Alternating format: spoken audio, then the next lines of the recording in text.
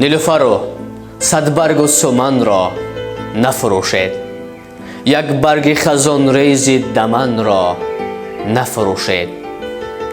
زر می رود از دست با آن مهر نبندید، یک ذره این خاک کهن را نفروشید. بندید سگ نفس، بندید سگ نفس که آن سیر نگردد، بر دشت که ماندید دمن را نفروشید. دارند ز گلهای وطن رنگ به دشمن، اطلس نفروشید، چکن را نفروشید.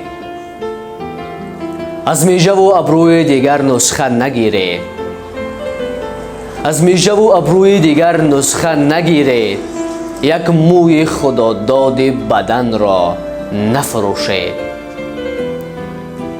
تا مادرتان سرخم و آزرده نگردد، بر باغ گل چهره زن را نفروشید.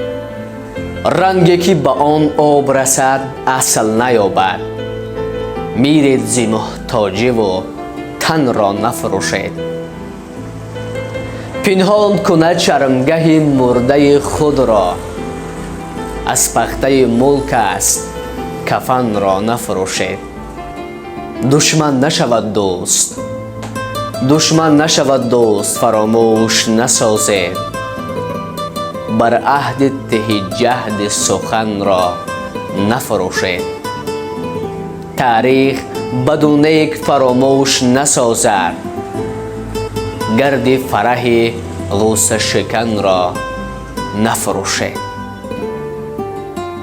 از خلعت هستی نرود داغ خیانت، جان را بسپارید و وطن را نفروشید. جان را بسپارید و وطن را نفروشید.